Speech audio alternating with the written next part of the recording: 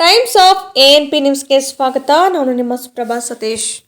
ತುಮಕೂರು ಕೇಂದ್ರ ಸರ್ಕಾರದ ಎನ್ಎಸ್ಸಿಯ ರೀತಿಯೇ ರಾಜ್ಯ ಸರ್ಕಾರವು ಎನ್ಸಿಸಿ ಕೆಡೆಟ್ಗಳಿಗೆ ಕೆಪಿಎಸ್ಸಿ ವತಿಯಿಂದ ನಡೆಯುವ ವಿವಿಧ ಹುದ್ದೆಗಳ ಪರೀಕ್ಷೆಯಲ್ಲಿ ಮೀಸಲಾತಿ ನೀಡುವ ಮೂಲಕ ಯುವಕರು ಹೆಚ್ಚಾಗಿ ಎನ್ಎಸ್ಸಿ ತರಬೇತಿ ಪಡೆಯಲು ನೆರವಾಗಬೇಕೆಂದು ಆಲಪ್ಪ ಫೌಂಡೇಶನ್ ಅಧ್ಯಕ್ಷ ಹಾಗೂ ಕೌಶಲ್ಯಾಭಿವೃದ್ಧಿ ನಿಗಮದ ಮಾಜಿ ಅಧ್ಯಕ್ಷ ಮುರಳೀಧರ ಆಲಪ್ಪ ಒತ್ತಾಯಿಸಿದ್ದರು.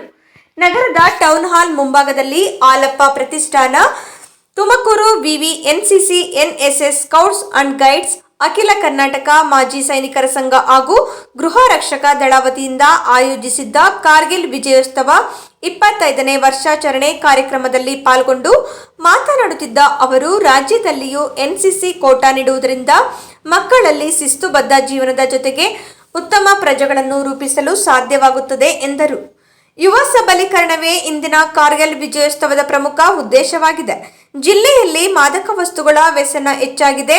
ಶಾಲಾ ಕಾಲೇಜು ಮಕ್ಕಳು ಅತಿ ಹೆಚ್ಚಿನ ರೀತಿ ಇದಕ್ಕೆ ಬಲಿಯಾಗುತ್ತಿದ್ದು, ಇದನ್ನು ತಪ್ಪಿಸುವ ನಿಟ್ಟಿನಲ್ಲಿ NCC, NSS, home guard, scouts ಗೈಡ್ಗಳು ಮುಂದಾಗಬೇಕು.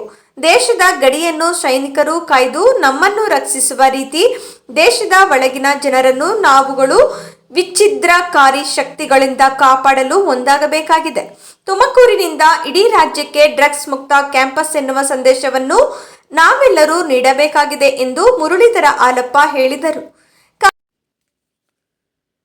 ಕಾರ್ಗಿಲ್ ಯುದ್ಧ ನಡೆದು 25 ವರ್ಷಗಳು ಕಳೆದರೂ ಕೆಲ ಹುತಾತ್ಮ ಸೈನಿಕರ ಕುಟುಂಬಗಳಿಗೆ ಪರಿಹಾರ ದೊರೆತಿಲ್ಲ ಎಂಬ ಕೂಗು ಇದೆ.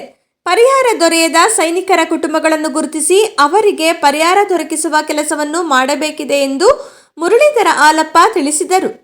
ಕಾರ್ಯಕ್ರಮದಲ್ಲಿ ಎನ್ಎಸ್ಸಿ ಮಕ್ಕಳಿಂದ ಶೋಕಚಕ್ರ ರಚಿಸಿ ನೆರೆದಿದ್ದ ಗಣ್ಯರು ಶೋಕಚಕ್ರಕ್ಕೆ ಪುಷ್ಪಗುಚ್ಛ ಇರಿಸುವ ಮೂಲಕ ನಮನ ಸಲ್ಲಿಸಿದರು. ಕಾರ್ಗಿಲ್ ಯುದ್ಧದ ಅಣುಕು ಪ್ರದರ್ಶನವನ್ನು ಆಯೋಜಿಸಲಾಗಿತ್ತು. ಮಕ್ಕಳಿಂದ ಸಾಂಸ್ಕೃತಿಕ ಕಾರ್ಯಕ್ರಮಗಳು ಜರುಗಿದವು.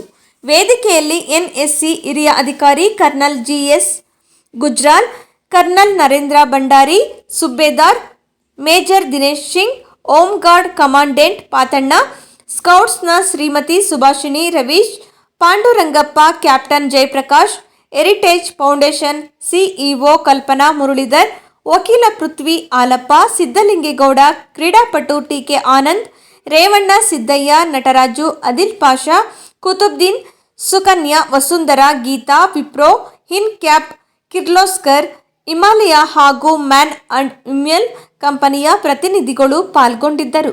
ವರದಿ ಎಎನ್ಪಿ ತುಮಕೂರು.